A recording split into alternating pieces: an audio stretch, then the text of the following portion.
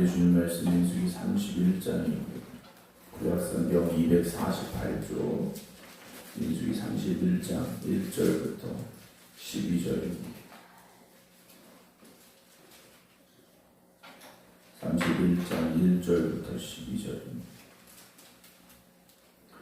여호와께서 모세에게 말씀하여 이르시되 이스라엘 자손의 원수를 미디안에게 갚으라. 그 후에 네가 네 조상에게로 돌아가리라. 모세가 백성에게 말하여 이르되 너와 함께 있는 사람들 가운데서 전쟁에 나갈 사람들을 무장시키고 미디안을 치러 보내어 여호와의 원수를 갚되 이스라엘 모든 지파에게 각 지파에서 1000명씩을 전쟁에 보낼지니라 하며 각 지파에서 1000명씩 이스라엘 100만 중에서 12,000명을 택하여 무장을 시킨지라.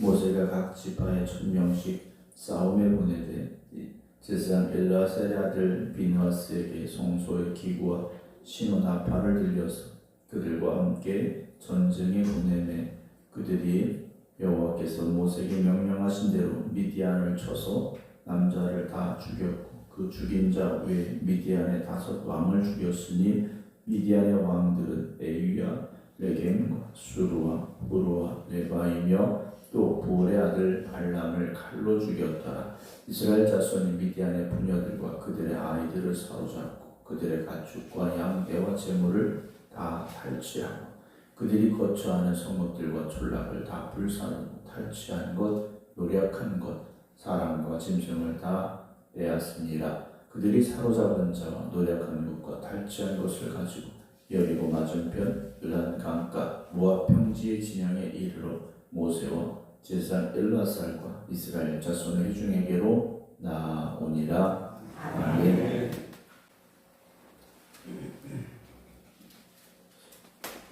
오늘 하나님께서 이제 모세에게 말씀을 하시는데요, 미디안과 싸워라라는 명령을 하십니다.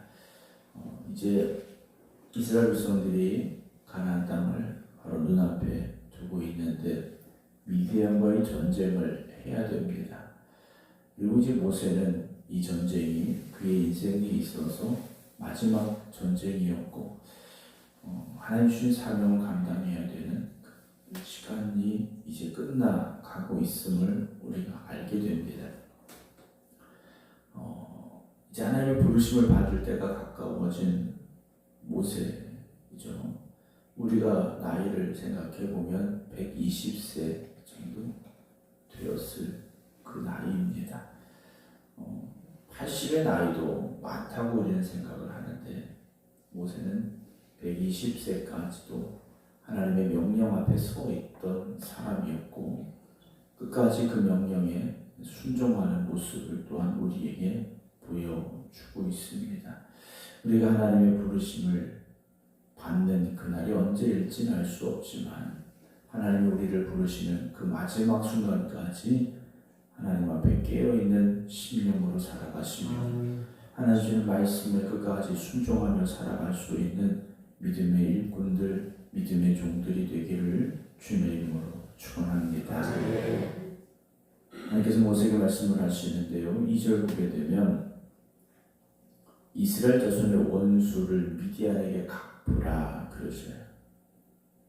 미디안은 발람의 꾀를 따라서 이스라엘 백성들을 미혹해 했고 이스라엘 백성들을 범죄하고 24,000명이 죽게 되는 일을 벌인 이들입니다. 물론 유혹에 넘어간 게 잘못이죠. 유혹에 넘어간 게 잘못입니다. 그러나 그 유혹을 만들어낸 유혹하게 한 이들에 대한 심판도 하나님께서는 행하고 계시다라는 겁니다. 그래서 미디안에게 원수를 갚으라 하시는데 그리고 그 후에 네가 네 조상에게로 돌아가리라 라고 말씀을 하십니다. 모세는 이게 마지막 하나님이 주신 사명입니다. 마지막 임무라는 거죠. 우리가 평생을 살면서 하나님 주신 많은 사명들을 감당하게 됩니다. 많은 사명들을 감당하게 되는데 내가 힘이 있을 능력이 있을 때는 더 큰 일을 내가 힘이 없고 연약할 때 또 나이 들었을 때 좀 작은 일, 뭐 우리가 가진 기준에 보면 그럴 수 있겠죠. 그러나 모세는 마지막까지도 어떤 사명을 받았습니까? 전쟁이라는 사명을 받았다라는 거죠. 쉽지 않은 전쟁입니다. 오늘 우리에게 어떤 사명이 주어지든지 우리는 그 사명에 순종할 준비가 되어 있습니까? 우리 생각으로, 우리 판단으로, 우리 기준으로 사명을 감당합니다, 못합니다 판단할 수 있는 것이 아니죠. 하나님 우리에게 사명을 주셨을 때는 우리가 해야 하기 때문에 주신 것, 우리가 그 일을 감당해야 하기 때문에 나에게 주신 사명으로 우리가 받아들이면 그 뒤의 일은 우리가 염려할 게 아니라는 거죠. 하나님께서 그 일을 나에게 맡겨주셨다면 그 일을 감당할 힘과 능력을 하나님께서 주실 것이기 때문에 우리는 그냥 순종하면 되는 거지 않습니까? 그 일을 우리가 어떻게 해야 되는지, 결과가 어떨지, 그건 우리의 몫이 아니라는 거죠. 우리의 몫은 순종입니다. 우리의 몫은 순종일 뿐이고 그 나머지 일들은 하나님의 몫이라는 거죠. 그럼 우리 어떻습니까? 담대할 수 있는 겁니다. 다윗이 골리앗을 향해서 달려가는데 다윗은 어떤 마음이었겠습니까? 하나님의 이름을 더럽히는 저 골리앗을 향하여 내가 나아갑니다 라는 그 담대함만 있었던 거지 않습니까?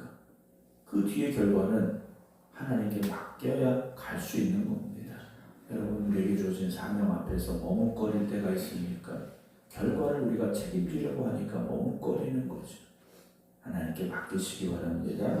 믿음으로 도전하시기 바랍니다. 모세가 백성에게 말합니다. 3절, 너와 함께 있는 사람들 가운데서 전쟁에 나갈 사람들을 무장시키고 미디안을 치러 보내어 여호와의 원수를 갚되 이스라엘 모든 지파에게 각 지파에서 1000명씩을 전쟁에 내보내라 하십니다. 이스라엘에게는 지금 전쟁에 나갈 만한 60만 명의 사람들이 있습니다. 네, 60만 명이 다 나가는 것이 아니라 각 지파에서 1000명씩을 택하라 하시죠.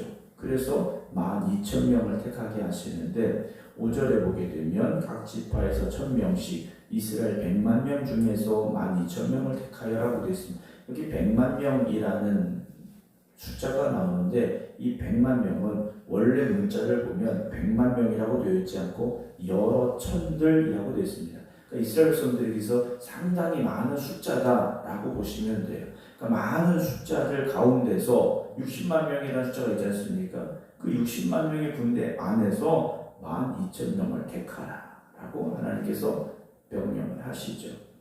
오늘 저와 여러분들은 그 12,000명에 들어가는 믿음의 용사들 되어지기를 주님의 이름으로 축원합니다. 60만 명 중에서 12,000명을 택했습니다. 어떤 사람을 택했을까요? 기준은 정확히 나와 있지 않았습니다. 그러나 하나님께서 택하신 사람들을 불렀겠죠. 우리가 언제든지 하나님께서 쓰시고자 하실 때 쓰임받을 준비가 돼 있기를 주님의 이름으로 축원합니다. 준비가 안 되면 쓰임받을 수가 없는 겁니다. 쓰임받을 준비가 무엇이겠습니까? 순종할 준비가 되어 있는 사람, 믿음으로 나아갈 수 있는 사람, 그 사람들을 하나님께서 부르시죠. 그래서 12,000명을 택하여 무장을 시키는데 6절 보면 뜻밖의 상황이 하나 이어지게 됩니다. 모세가 각 지파에서 1000명씩을 싸움에 보내되 제사장 엘라셀의 아들 비느하스에게 성소의 기구와 신호 나팔을 들려서 그들과 함께 전쟁에 보냈다라고 되어 있습니다. 전쟁에 정예 용사들 12,000명을 뽑았다. 그렇죠. 그렇게 전쟁에 내보낼 수 있습니다. 그런데 거기에 제사장을 함께 내보내고 있다는 거죠. 성소의 기구와 신호나팔을 들려서 이 전쟁은 누가 함께 하십니까? 하나님이 그 전쟁에 직접 참여하고 계시다는 거죠. 그 전쟁 속을 하나님께 지금 함께 들어가고 계시다는 겁니다. 여러분, 하나님께서 우리에게 사명을 주실 때는요, 우리만 내보내시는 게 아니라 하나님이 함께 하십니다. 하나님이 우리의 삶 속에 함께 하시듯이 우리에게 주어진 사명의 자리에도 하나님이 함께 하십니다. 이 전쟁이 지겠습니까? 당연히 이길 수밖에 없는 전쟁이죠. 당연히 이길 수밖에 없는 전쟁. 7절 그들이 여호와께서 모세에게 명령하신 대로 미디안을 쳐서 남자를 다 죽였고 그 죽인 자 외에 미디안의 5 왕을 죽입니다. 그래서 미디안의 왕들은 엘레겜, 수후, 레바라는 이 5명의 이름이 등장을 하게 되는데 거기에 덧붙여서 누가 또 나오느냐? 보올의 아들 발람을 칼로 죽였더라. 발람이라는 이 주술사가 이스라엘 백성들을 저주하려고 했지만 하나님 막으셨지 않습니까? 근데 마지막 미디안을 깨워서 이스라엘 백성들을 음행하게 만들었다라는 그 죄를 하나님께서 그에게 물으셨다라는 거죠. 원래 발람은 미디안 사람이 아닙니다. 자기 집에 갔어야 돼요. 그런데 그 죄악의 자리에 여전히 머물러 있었다라는 거죠. 발람은 결국 하나님의 심판 앞에서 죽임을 당하고 말았다라는 것. 하나님께서는 그 죄의 대가를 반드시 물으시고 계시다라는 거죠. 우리가 수고하고 헌신하고 충성된 삶을 살아갈 때 그에 합당한 상급을 주시듯이 약한 일을 향한 발람은 하나님께서 죽음으로 그 죄의 대가를 물으셨다라는 것을 우리가 보게 됩니다. 사랑하는 성도 여러분, 우리에게 주어진 사명, 우리에게 주어진 영적인 전쟁터에서 하나님의 영광을 위해 힘써 싸우시기 바랍니다. 헌신된 일꾼들이 되어주시기 바랍니다. 그런 승리가 우리에게 주어질 때 더욱더 겸손하시기 바랍니다. 이 싸움은 내가 싸운 싸움이 아닙니다. 이 일은 내가 한 일이 아닙니다. 하나님이 하셨습니다. 하나님이 역사하신 것입니다. 고백할 수 있는 믿음의 겸손함이 또한 우리에게 있기를 주님의 이름으로 부탁드립니다. 또한 하나님께서 우리에게 주신 명령 앞에서 끝까지 충성하시기 바랍니다. 변치 않는 믿음, 끝까지 순종하는 열심, 하나님께서 오늘 우리에게 기대하고 계신 우리의 믿음의 모습이라는 것을 잊지 마시고 주님이 우리를 부르시는 그날까지 믿음의 자리에, 충성의 자리에서 주님의 영광을 위해 힘써 싸우고 믿음의 최선을 다할 수 있는 우리 모두가 되기를 주님의 이름으로 축원합니다. 기도하겠습니다. 하나님의 부르심을 받은 모세에게 주어진 마지막 사명이었습니다. 미디안과 싸우라는 명령이었습니다. 모세는 하나님의 부르심을 받아 충성되이 여기까지 왔습니다. 그러나 그 마지막 또한 충성되이 그 사명을 감당하라고 하나님께서 모세에게 명령을 주셨습니다. 오늘 우리의 삶을 살아갈 때에도 하나님의 명령 앞에 귀 기울이게 하시고 주어진 명령 앞에 순종할 수 있는 저희들 되게 하여 주시옵소서. 하나님의 영광을 위하여 부름받은 저희들입니다. 오늘도 나의 영광을 위하여 살지 않게 하시고 하나님의 영광을 위하여 힘써 살아가는 저희들 되게 하여 주시옵소서. 오늘도 주님이 부르신 믿음의 자리에 순종함으로 나왔습니다. 깨어 기도드리는 모든 성도들을 붙잡아 주시옵소서. 언제나 주님의 영광을 위하여 살겠습니다. 변치 않은 믿음과 열심으로 살아갈 수 있도록 성령님께서 저들 안에 임재하시고 저들을 붙잡아 주시옵시고 저들을 이끌어 주시옵소서. 이제는 우리 주 예수 그리스도의 은혜와 아버지 하나님의 무한하신 사랑하심과 성령님의 감동 감화교통 역사하심이 오늘도 깨어 기도드리는 모든 성도들 위해 이제부터 영원토록 함께 하시기를 간절히 축원하옵나이다. 아멘.